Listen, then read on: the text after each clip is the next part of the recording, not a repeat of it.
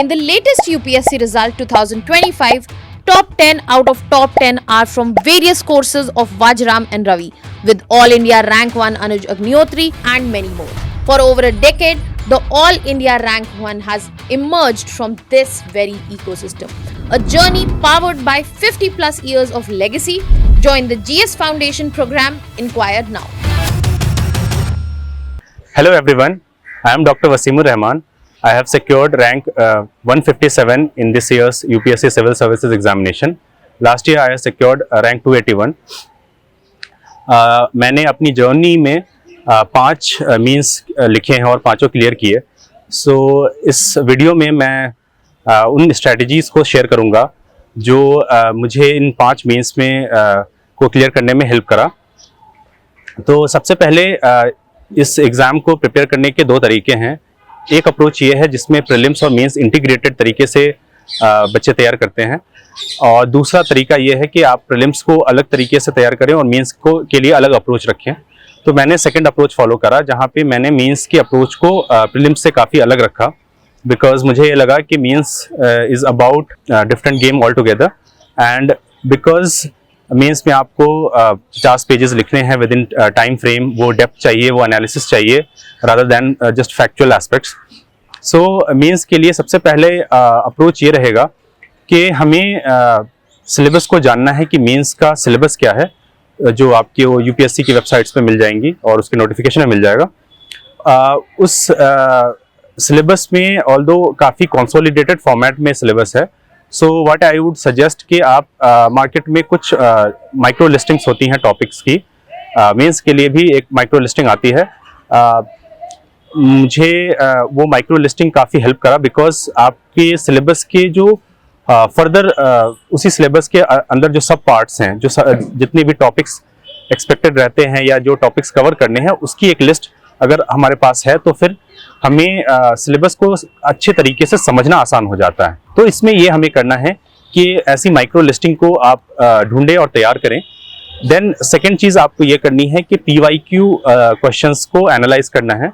तो मैंने क्या करा कि मृणाल सर की जो वेबसाइट है उस पर PYQ की बहुत ही अच्छी एनालिसिस दे रखी है उन्होंने उस वेबसाइट पे. तो ईयर वाइज और सब्जेक्ट वाइज क्या ट्रेंड रहा है, किस एरिया से क्वेश्चन ज़्यादा आ रहे हैं, क्या चेंजिंग ट्रेंड रहा है, किधर से क्वेश्चंस रिपीट हो रहे हैं, किधर से क्वेश्चंस को फ्रेम करने का तरीका क्या रहा है, वो सारी एनालिसिस आपको उस वेबसाइट पे मिलेगी. तो वहाँ से आप स्टार्ट करें, वो सारे PYQ क्वेश्चंस देखिए, आपको एक आइडिया लगेगा कि यहाँ पे जो UPSC में जो क्वेश्चंस पूछे जाते हैं वो किस तरीके से डिफरेंट है from your professional examination in your universities. तो इससे आपको एक आइडिया लगेगा कि हमें हमारा एक्सपेक्टेशन क्या है before we actually start making notes और गोइंग फॉर रिसोर्सेज. तो जब इसका आपको आइडिया लग जाएगा, देन तीसरी चीज़ आपको जो करनी है वो ये करना है कि आपको टॉपर्स के आंसर शीट्स उठानी है. ये सबसे इम्पॉर्टेंट है. आपको टॉपर्स के आंसर कॉपीज़ जो मेजर वेबसाइट्स हैं, कोचिंग वेबसाइट्स, वहाँ से मिल जाएंगी, और बहुत सारे टॉपर्स जिन्होंने टेलीग्राम चैनल बना रखा है उनके टेलीग्राम चैनल से आपको उनकी कॉपीज़ मिल जाएंगी जो उन्होंने लिखी ड्यूरिंग देयर प्रिपरेशन. मैं भी अपनी कॉपी अपने टेलीग्राम चैनल पे शेयर करूंगा.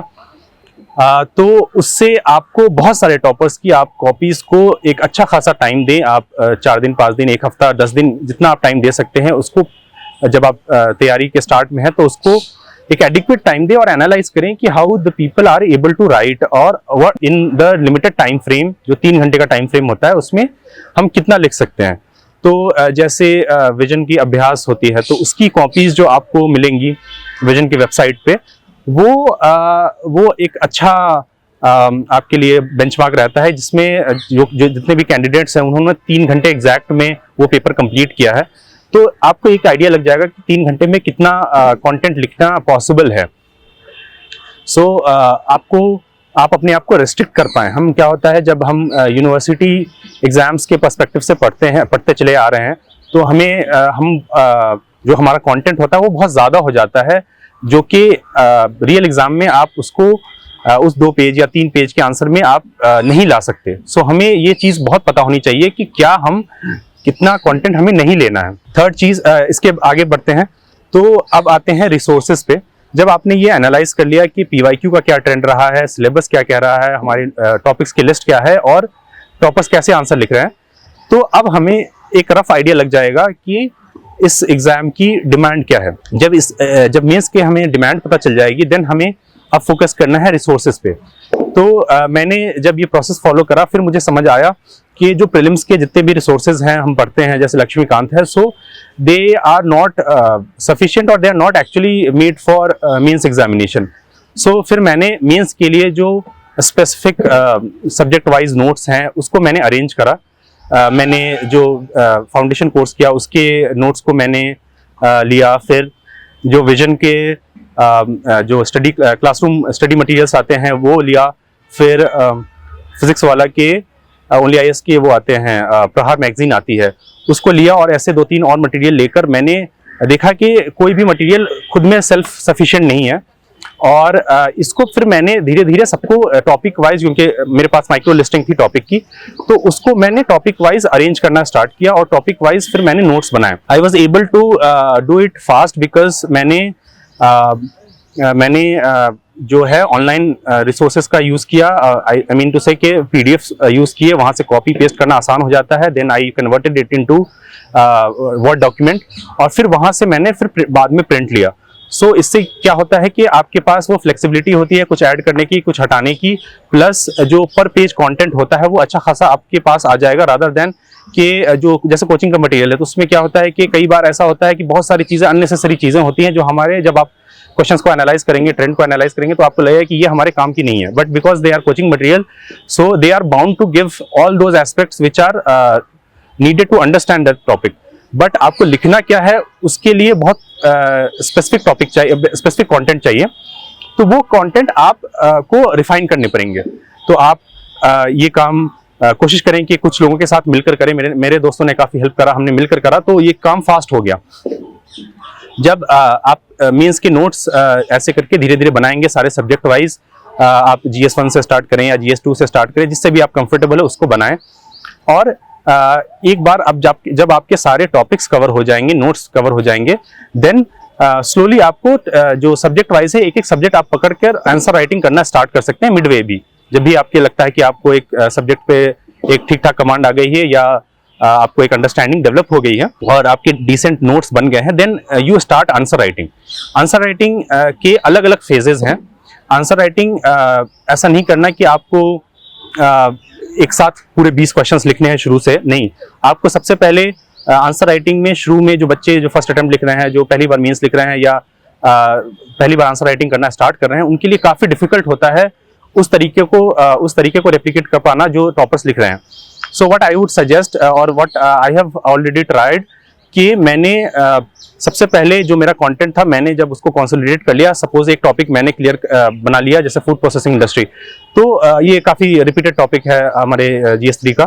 तो इस पे अगर जब हमने कंटेंट बना लिया तो मैंने उसको उस नोट्स को अपने सामने रखा, ओपन बुक, फिर मैंने क्वेश्चंस लिखे। आप उसको सामने रख के फिर आपको उसको उस 2 पेज या 3 पेज के 3 पेज में आप फिल करने की कोशिश करें। फिर आप ये 1 दिन करें, 2 दिन करें, 4 दिन करें, 10 दिन करें। जब धीरे धीरे आपको कंफर्टेबल हो जाए कि नहीं अब मेरे को ओपन बुक से अब इसको बुक को क्लोज करना है, अब मुझे कुछ चीज़ें कंटेंट याद हो गई हैं, देन यू स्टार्ट उसको रिवाइज करें and then you write it based on your recall. तो फिर क्या होगा कि फिर आप को समझ आएगा कि बहुत सारी चीज़ें आप भूल रहे हैं, बहुत सारी चीज़ें आपको सीक्वेंस वाइज याद नहीं आ रही हैं, या जो तरीका है जो प्रायोरिटी होती है पॉइंट्स की वो नहीं हो पा रही है, तो फिर आप उसको रिफाइन करेंगे, बार बार रिवाइज करेंगे। ये प्रोसेस कॉन्टिन्यूअस है, ये चलता रहेगा थ्रू आउट। अभी इस स्टेज पे आप कोशिश ना करें कि आप टेस्ट सीरीज लगा रहे हैं या पूरा 3 घंटे का पेपर लिख रहे हैं, ये कोशिश नहीं करें, because it might be demotivating for you, because it is very difficult at this stage कि आप पूरा पेपर लिख पाएं और उसको टाइम बाउंड मैनर में कंप्लीट कर पाएं। फिर जब आपको कंफर्टेबल हो जाए कि आप क्वेश्चंस रिकॉल करके आप लिख पा रहे हैं, देन धीरे धीरे आप ट्राई करें कि अब टाइम फ्रेम में आने की कोशिश करें। सो 7.5 मिनट्स हमें मिलता है एक क्वेश्चंस को लिखने के लिए 10 मार्कर को, और 15 मार्कर के लिए हमें रफली अराउंड 9 to 10 मिनट्स मिलता है। तो धीरे धीरे पहले कोशिश करें कि जितना, जब हम शुरू में लिखते हैं तो वो टाइम हमें 15 मिनट भी लग रहा है, 17 मिनट भी लग रहा है, तो इट्स वेरी यूजुअल, आप आराम से लिखें, कोई दिक्कत नहीं है। पहले फोकस करें कि आपको रिकॉल हो पा रहा है कि नहीं, फिर जब धीरे धीरे आपको रिकॉल हो रहा है देन यू ट्राई कि अब धीरे धीरे आप कंटेंट को थोड़ा सा कंसोलिडेट करके लिखना स्टार्ट करें, सो दैट आपके कंटेंट का जो डिलीवरी है वो अच्छा हो पाए और टाइम भी धीरे धीरे बचे। फिर जब आप ये करते रहेंगे, एक स्टेज ऐसा आएगा महीने 2 महीने 4 महीने बाद, जब आप कंफर्टेबल हो जाएंगे एक सब्जेक्ट में कि आपने एक सब्जेक्ट को तैयार कर लिया है आंसर राइटिंग के फॉर्मेट, आंसर राइटिंग के पर्पस के लिए।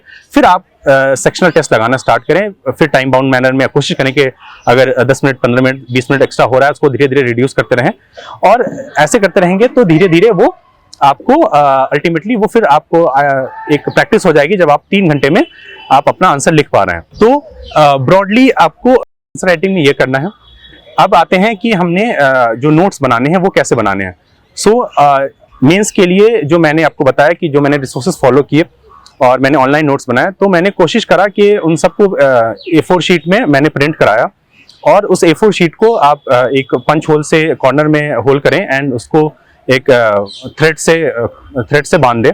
इससे ये होता है कि आपके मेंस के नोट्स बहुत डायनेमिक रहेंगे आने वाले टाइम में। अगर आपको दोबारा अटेम्प्ट देना पड़े या आपको अभी अटेम्प्ट बाकी हैं आपके, मतलब आप लेट से अटेम्प्ट लिख रहे हैं, तो बहुत सारे ऐसा कंटेंट होगा जो आएगा बीच में, तो उसको आपको इंक्लूड करना, ऐड करना बहुत आसान हो जाएगा। कई बार बहुत सारे टॉपिक्स हैं जो रिडंडेंट भी हो जाते हैं। आप सपोज करें आपने सेडिशन पे नोट्स बनाए, बट सेडिशन लॉ उसको हमने रिप्लेस करके कुछ और लगा ले आए, तो फिर हमारा क्या हुआ कि वो नोट्स का हमें फिर जो यूटिलिटी है वो कम हो गई, तो फिर हम उसको हटा देंगे बाद में जाकर। इस तरीके से जो नोट्स हैं वो डायनेमिक होने चाहिए, तो आप इंश्योर करें कि A4 शीट में और पंच होल करके ही नोट्स को रखें और इसको क्लियर फाइल में रखें, ताकि आपको एक मतलब बहुत ज्यादा बल्कि भी नोट्स नहीं है, उसको कैरी करना भी आसान हो, और आपको एक इसका साइकोलॉजिकल इंपैक्ट बहुत होता है। जब आपको ये लगे कि मुझे बस इतनी ही चीजें GS1 के लिए पढ़नी है, इतनी चीजें GS2 के लिए पढ़नी है, तो फिर वो आपको ऐसा लगता है कि नाउ इट इज मैनेजेबल। तो आप वो मैनेजेबल फॉर्मेट वो जब आपको कॉन्फिडेंस आता है, तो फिर आपको ऐसा लगेगा कि अब मैं मेंस के को क्लियर करने के लिए तैयार हूँ। फिर जैसे GS1 में है, तो GS1 में अब हम सब्जेक्ट वाइज या पेपर वाइज डिस्कस करेंगे। GS1 में हमें क्या करना है कि GS1 में स्टैटिक इन्फॉर्मेशन काफ़ी है, तो स्टैटिक इन्फॉर्मेशन जब आप शुरू में नोट्स बना रहे हैं तो GS1 से स्टार्ट कर सकते हैं, because it's almost static except few parts. तो वहाँ से आप स्टैटिक नोट्स को कंसोलिडेट करके बनाएं और उससे आंसर लिखना स्टार्ट करें। फॉर एग्जांपल, अगर सोसाइटी के आंसर्स लिख रहे हैं, जिसको लिखना थोड़ा न्यू कमर्स के लिए थोड़ा आसान रहता है, तो सोसाइटी से स्टार्ट करें आप। फिर ऐसे करते हुए आप अपना जितने भी हिस्ट्री है, आर्ट एंड कल्चर है, सोसाइटी है, ज्योग्राफी है, इसके आप नोट्स बनाते रहें, उसकी आंसर राइटिंग करते रहें पैरेलली। और जब आपके नोट्स बन जाए तो साथ साथ अब एक अलग से फाइल बनानी है, चाहे वो आप ऑनलाइन बना सकते हैं, चाहे वो आप अगर ऑफलाइन कंफर्टेबल है तो आप पेज पे उसको कंसोलिडेट करने की कोशिश करें। इसमें क्या होगा, इसमें वो वैल्यू एडिशन चीजें होंगी जो आपको GS1 में के साथ कॉम्प्लीमेंट करनी है, सप्लीमेंट करनी है। तो आपको क्या करना है कि जितने GS1 में, अब जैसे हमें GS1 में हमें कमिटीज लिखनी पड़ती हैं रिलेटेड टू क्या कहते हैं, GS1 में हमें कुछ फैक्ट्स लिखने पड़ते हैं, कुछ कमिटीज अगर हिस्ट्री के पर्सपेक्टिव से हैं वो लिखने पड़ते हैं, अगर कुछ डेटा है ज्योग्राफी के पर्सपेक्टिव से वो लिखने पड़ते हैं, अगर सोसाइटी में अगर वुमेन है, सोसाइटी है, तो उसमें कुछ सर्टेन कमिटीज हैं उनके नाम लिखने पड़ते हैं, और कुछ डेटा आ जाता है हमारा। फिर कुछ फैक्चुअल इन्फॉर्मेशन, कुछ करंट अफेयर्स से कुछ फैक्चुअल इन्फॉर्मेशन आ जाते हैं, तो वो उसको आप एक अलग से बना कर रखें।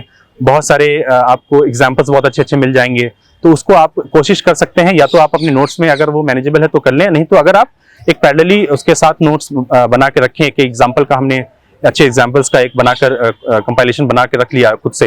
देखिए, कंपाइलेशन मार्केट में बहुत सारे अवेलेबल हैं, बट जब तक आप उसको खुद से या तो कॉपी पेस्ट करके या तो एक एक लाइन पढ़कर जब तक आप उसको एक साथ नहीं रखेंगे, उसका यूटिलिटी बहुत कम हो जाती है। अदरवाइज हम क्या होता है, हम सिर्फ कंपाइलेशन कलेक्ट करने में लगे रहते हैं।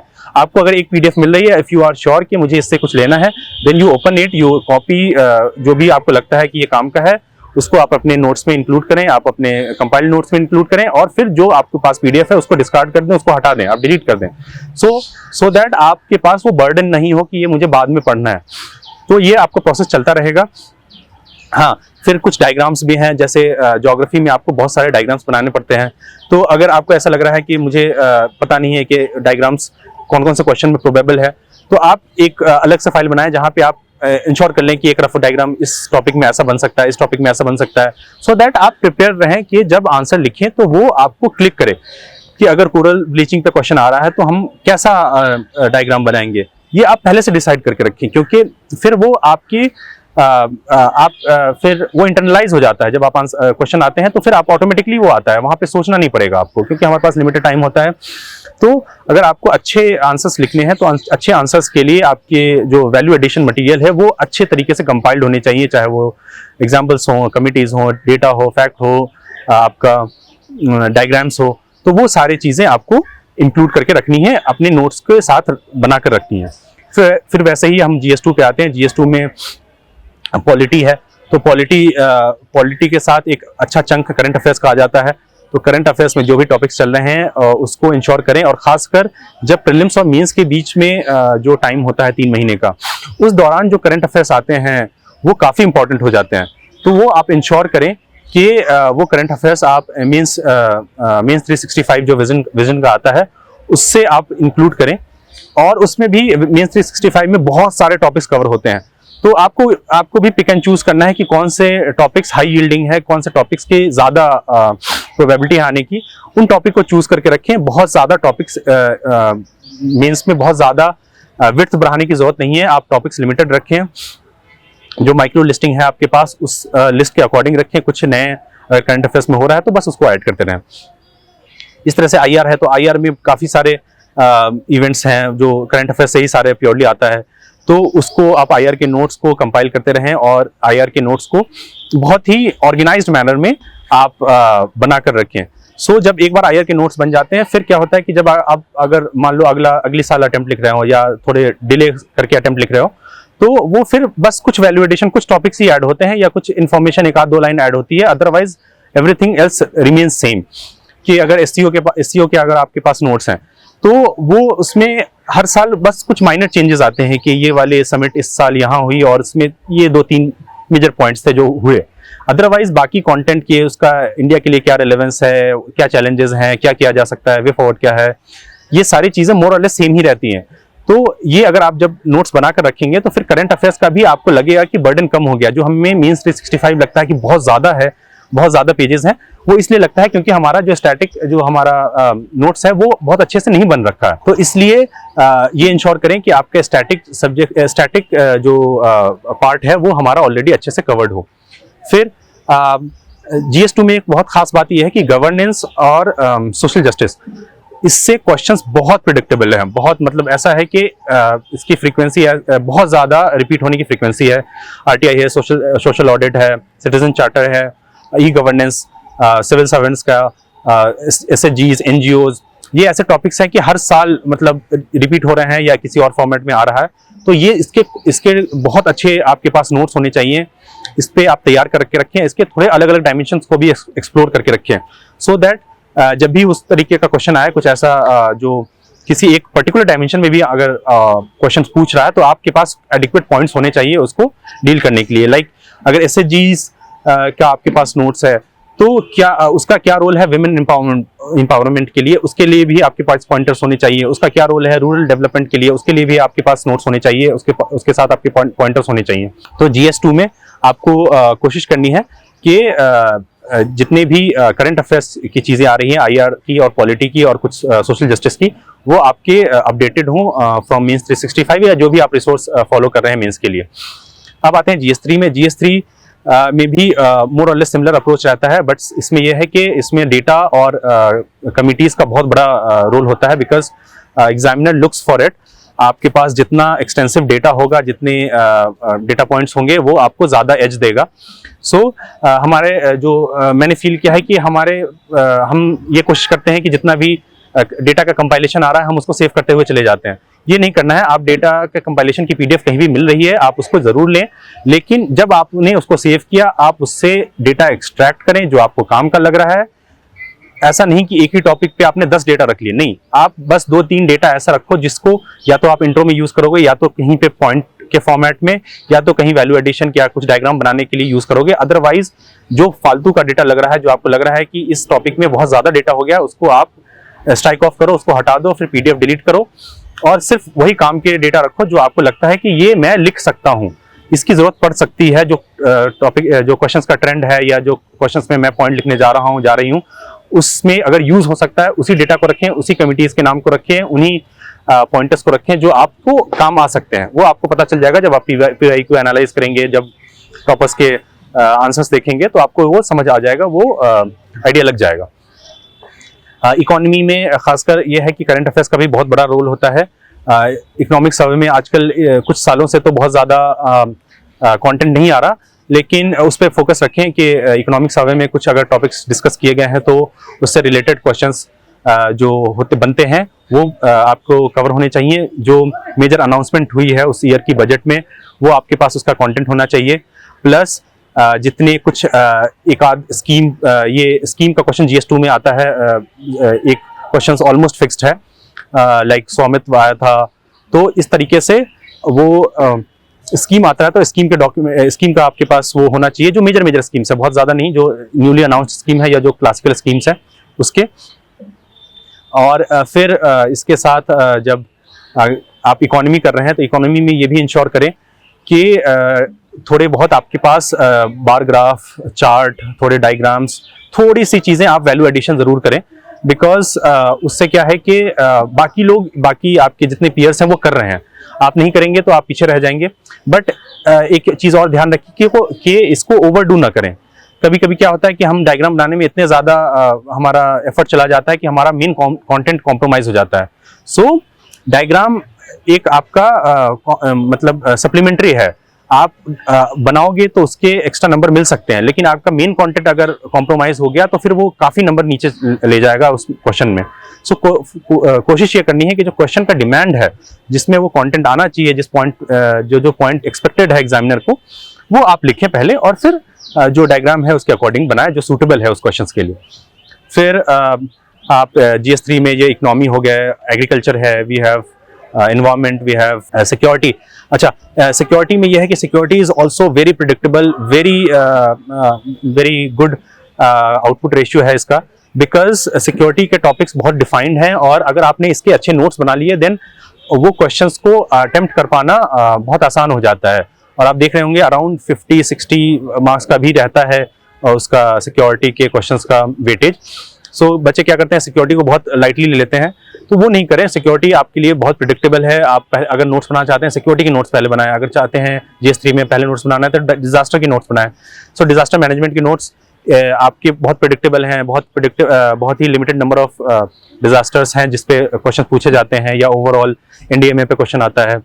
तो वो सारे क्वेश्चंस आप मतलब नोट्स अगर अच्छे बनाकर रखेंगे तो इसका आउटपुट रेशियो बहुत अच्छा है, क्वेश्चंस बहुत आते हैं। हम यूजुअली क्या करते हैं, हम इकोनॉमी में इतने ज़्यादा GS3 में इन्वॉल्व हो जाते हैं कि हमारा ये जो जिससे क्वेश्चन अच्छे खासे आ रहे हैं वो हमारा फिर सेकेंडरी हो जाता है।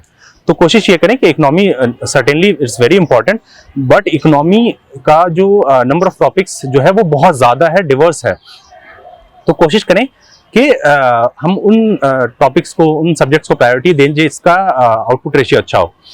फिर आते हैं हम GS4 पे। GS4 का अप्रोच थोड़ा सा अलग होगा दूसरों से, दूसरे पेपर से, बिकॉज GS4 में क्या है कि GS4 में आप कन्वेंशनली जैसे आपने नोट्स बनाए हैं मीन्स 365 से, या आपने प्रहार मैगजीन से बनाए, या कहीं और रिसोर्स से बनाए, वो वैसे आप इसके एथिक्स के नोट्स में नहीं बना सकते। एथिक्स में क्या चाहिए आपको, एथिक्स में चाहिए एक सबसे पहले तो एक बहुत अच्छी अंडरस्टैंडिंग। कोशिश करें कि इसमें एक गाइडेंस लें, बिकॉज एथिक्स एक ऐसा सब्जेक्ट है जो कहीं नहीं पढ़ाया जाता हमारे ऐसे ग्रेजुएशन लेवल पे। तो ये एक नया सब्जेक्ट हो जाता है जिसको समझना, जिसको पेपर पे उतारना काफ़ी मुश्किल हो जाता है शुरू में। तो इसलिए कोशिश करनी है कि अगर आपके पास एक प्रोफेशनल गाइडेंस है तो आप उस पूरे सब्जेक्ट को समझें पहले, कि हर सब्जेक्ट की एक कुछ 40-50-100 कीवर्ड्स होते हैं जो दिखाते हैं कि you have the knowledge of that subject. आप कोई भी ऑप्शनल उठाएं, उसमें भी कुछ ऐसे टर्म्स होते हैं जो ये शो करता है कि यू नो दिस सब्जेक्ट। वैसे ही एथिक्स है, एथिक्स में आपके पास वो 50-100 कीवर्ड चाहिए जो ये इंश्योर करे कि जब आप लिखें तो ऐसा लगे कि वो एथिक्स का आंसर है, not just a GS answer. तो वो आपको कलेक्ट करने हैं, एथिक्स के कीवर्ड्स कलेक्ट करने हैं। एथिक्स की आंसर राइटिंग थोड़ी सी डिफरेंट होती है फ्रॉम अदर पेपर्स, तो वो भी इंश्योर करें कि आप एथिक्स की आंसर राइटिंग सीखें from toppers notes, from PYQ, उसकी एनालाइज करके कि कैसे उसके क्वेश्चंस आ रहे हैं।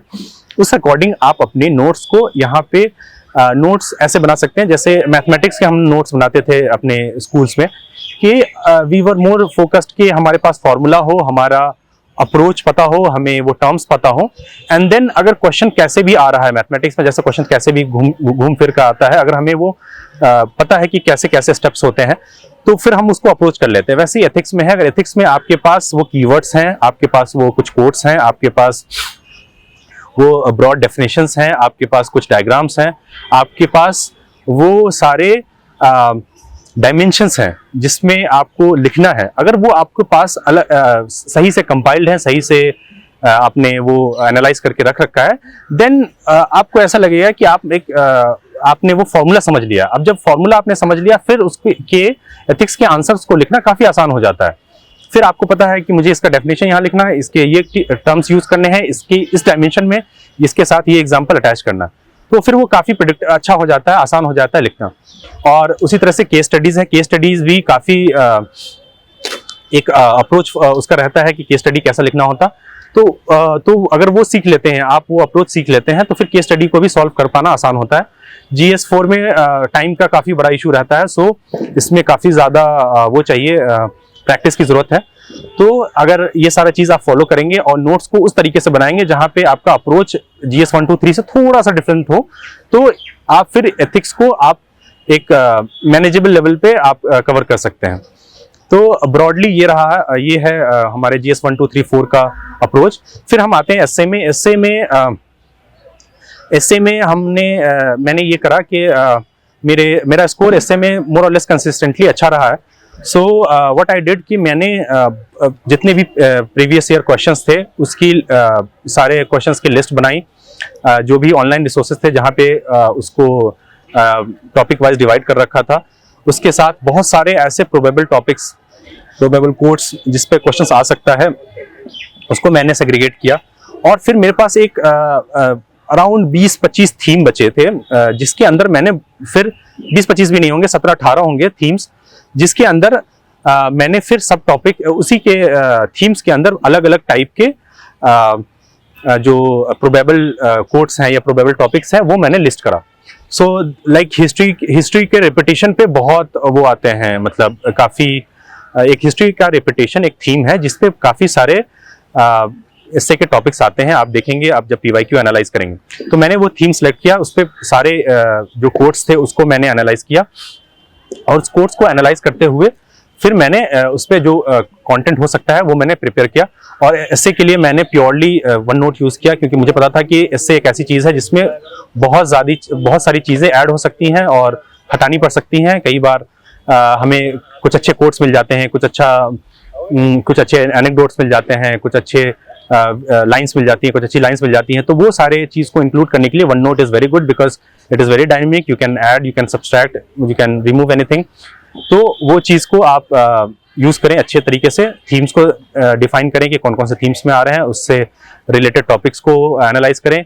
तो इससे ये चीज़ बहुत इंश्योर होगी कि जितने भी प्रोबेबल थीम्स हैं उसकी आपको क्लियर अंडरस्टैंडिंग होनी चाहिए कि अगर ये कोट है तो इसका प्रिसाइज मीनिंग क्या है।